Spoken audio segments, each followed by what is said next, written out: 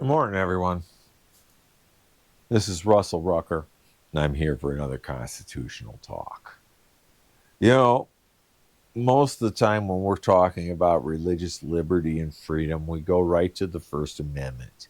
And we're talking about, freedom of religion and that there shall be no national religion, basically.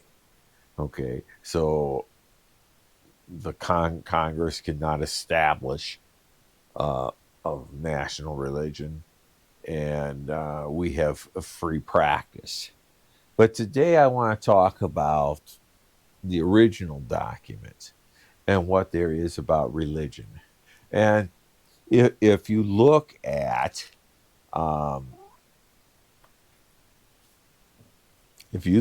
Article 6, the final section, and it's talking about senators and representatives uh, and different things here. But you get to the last part of it says, shall be bound by oath or affirmation to support this Constitution.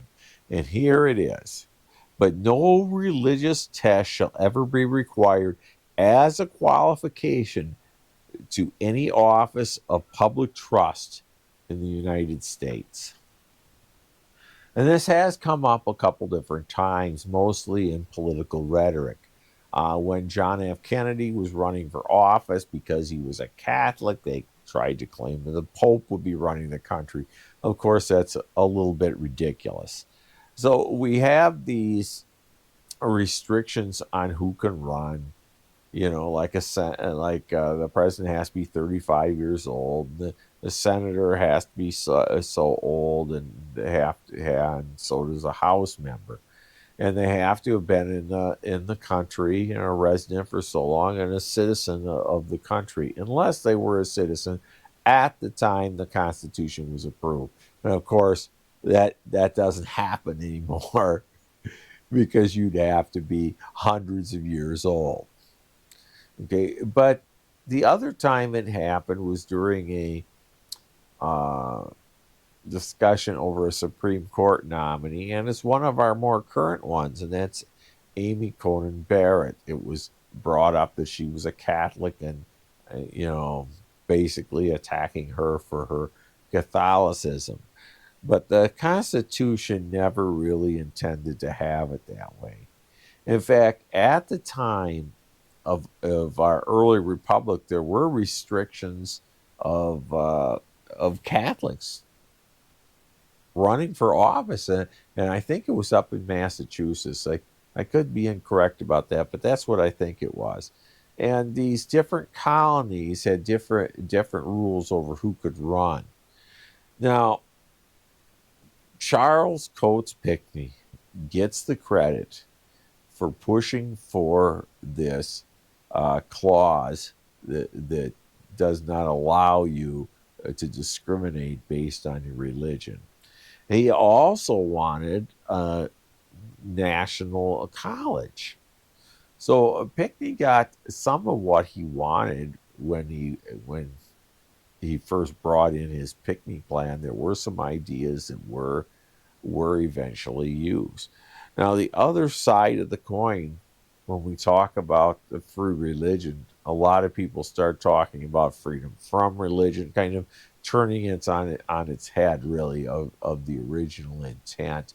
And they always point to the separation of church and state, which comes to us from a letter to a Baptist organization who had written to the new president, Thomas Jefferson.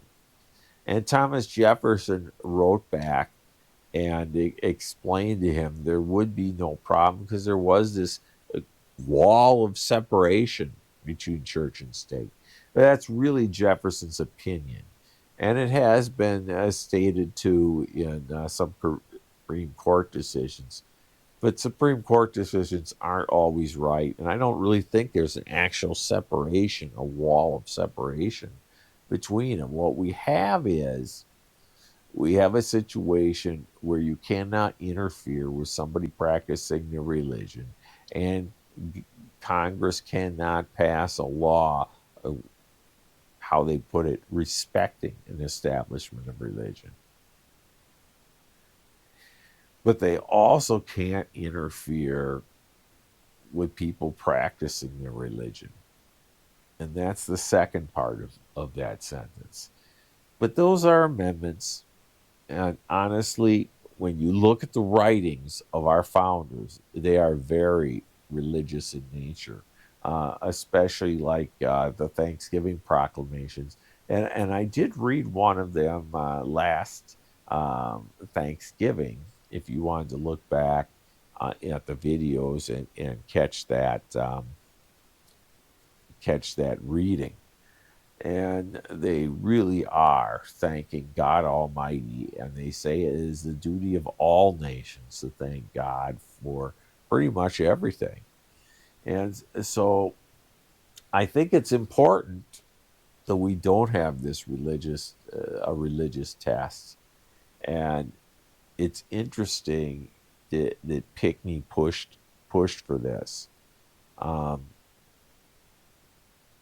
our Constitution is for everyone, regardless of faith. And we just have to understand that we all do have different points of view. And then when we come together and we all have to live together in harmony. And that's the importance of a constitution, is so that we do have rules to live by.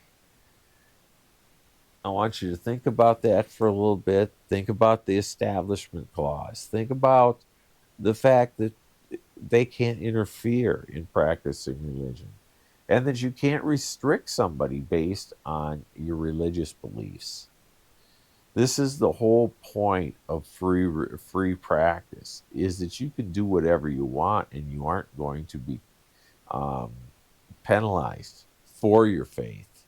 And that's the important thing about there shall be no religious tests. And with that in mind, we'll talk again on the next Constitution Talk. You folks have a good day now. Bye.